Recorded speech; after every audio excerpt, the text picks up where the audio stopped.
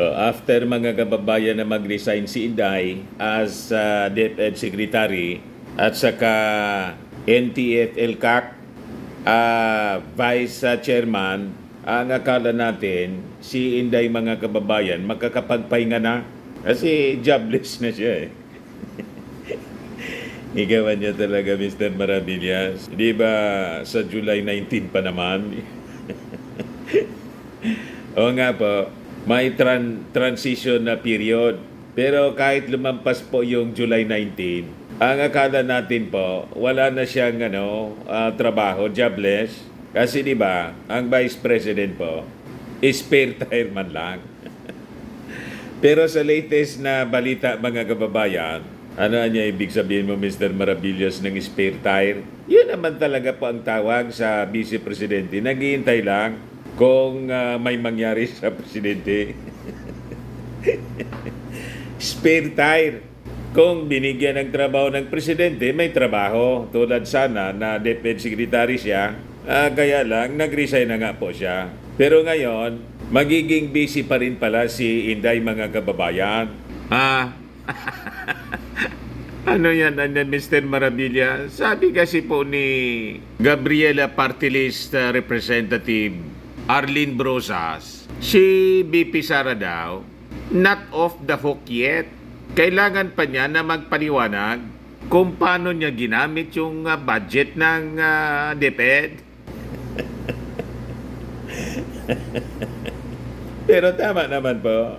Siyempre, kahit tumalis na siya po sa DepEd as DepEd Secretary, importante po na mag-report siya paano niya ginastos yung kwarta, yung budget po ng DepEd. Kasi may masamang reputasyon po kasi doon sa confidential funds. Possibly, yun po ang nasa isip ni Brosas. Hindi pa pala niya, Mr. Maravillas, matatahimik si Inday. Sigurado po, gigisahin siya ng Kongreso. Yan po yung balita ngayon, Vice President Sara Duterte is not yet off the hook despite resigning from the Marcos cabinet.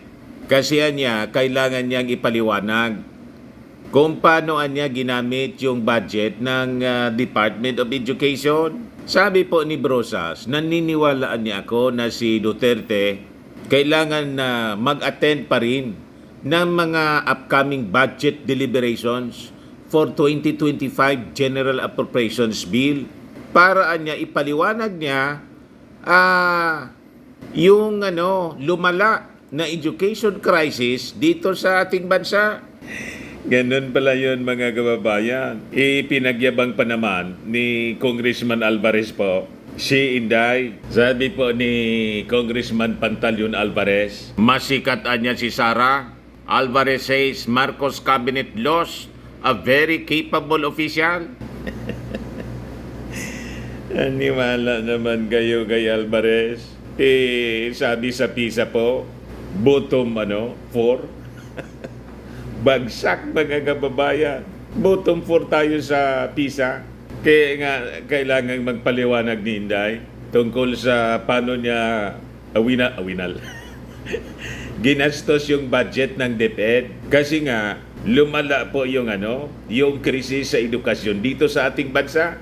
Ito yung sabi ni Brosas. Sabi niya, the lawmaker said Duterte's presence is important niya, given that the Philippines rank among the lowest in terms of creative thinking in the program of the International Students Assessment Test, yung PISA po.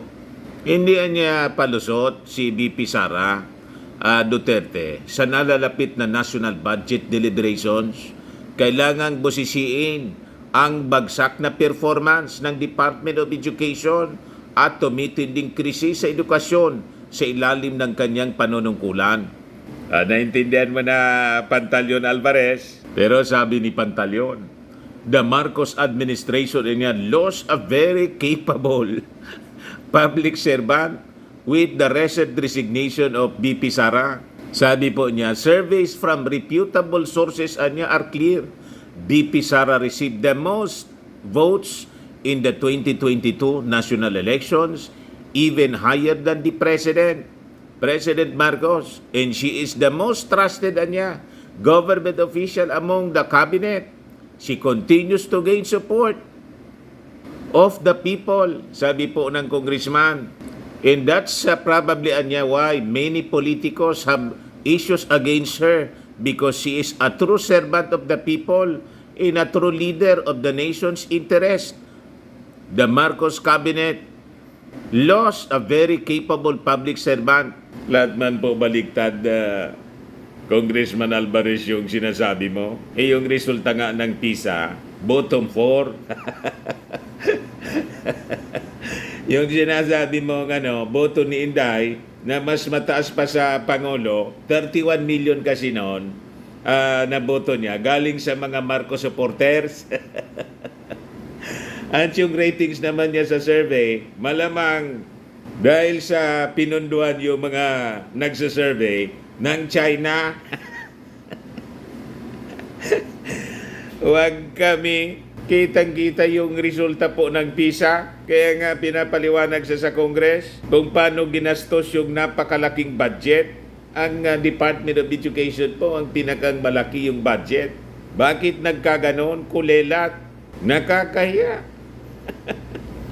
O ngayon, mga kababayan, si Congressman Joey Sarte Salceda, nag-float po ng dalawang pangalan na mas magandaan niya. Itong mga pangalan na to niya ay makakatulong ng malaki. These are strong choices niya na possible successor po ni Inday Sara bilang Secretary ng Education. Ito po siya, mga kababayan. So, ang mga pinangalanan niya, mga kababayan, ang dalawa na tingin niya, best DepEd Secretary. Iyo po, napabikol ako. Kuwan po, sabi ni Salceda, Commission on Higher Education or CHED Chairperson Prospero de Vera. Saka anong basa niyan? Synergia Foundation Head Milwida Nene Guevara. So sabi po ni Congressman Joey, I have two names in mind for Secretary, Popoy de Vera and Nene Guevara.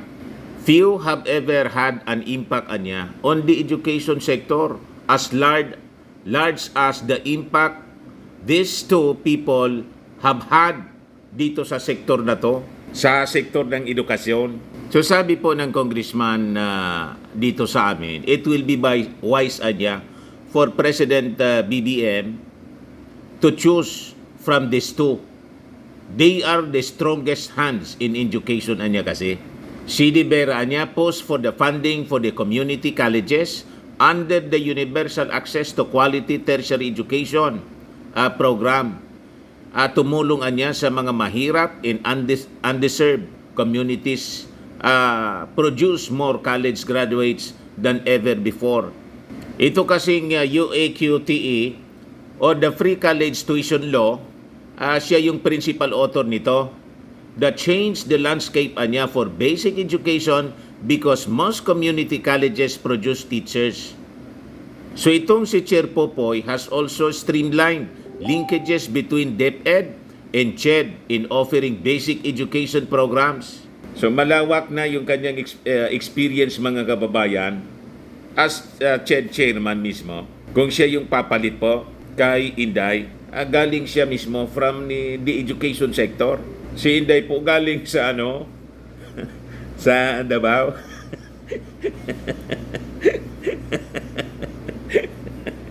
Ganon po.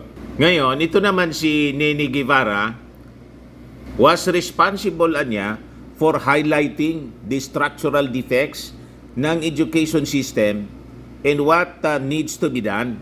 So marunong talaga. Hindi tulad ni Inday po, sabi ni Inday, wala man niya ako, Di man niya ako sumama dyan sa review niya yan ng matatag kasi wala man akong experience dyan. In-admit niya po.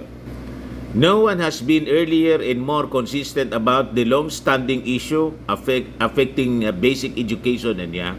It's Nene Guevara, sabi po ni Kong Joey. Itong Synergia Foundation naman niya has also been the loudest about convening EDCOM 2. So before our PISA results niya were a problem, Nene Guevara has already been pointing out the issues underlying basic education. Sabi po ng chairman of the Committee on Ways and Means, si Congressman Joey Sarte Salceda.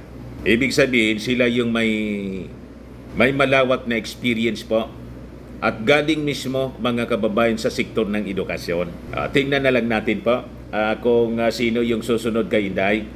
Anyway, si Inday po, may offer naman pong trabaho other than yung pagiging vice presidente niya. Inofira na siya ngayon na pamunuan yung nausog. Ayan po, Duterte allies asked her to lead them. Manguna na lang sa murali ng nausog. Yan o. Conveners of the Akbang ng Maisog, a movement started by allies of her father, former President Digong, have urged Vice President Sara Duterte to lead the struggle of the Filipino people now that she is no longer part of President Marcos cabinet. So pag tinanggap yan ni Inday na offer sa kanya, magiging very busy na. Mas na-busy pa as Defense Secretary. Doon siya sa murali. Baka linggo-linggo may murali. Na ang panawagan, tanggalin ang ating Pangulo at palitan niya. Di ba? Ayan man lang po mga kababayan. Ako po si Dante Maravillas. Bye-bye. God bless.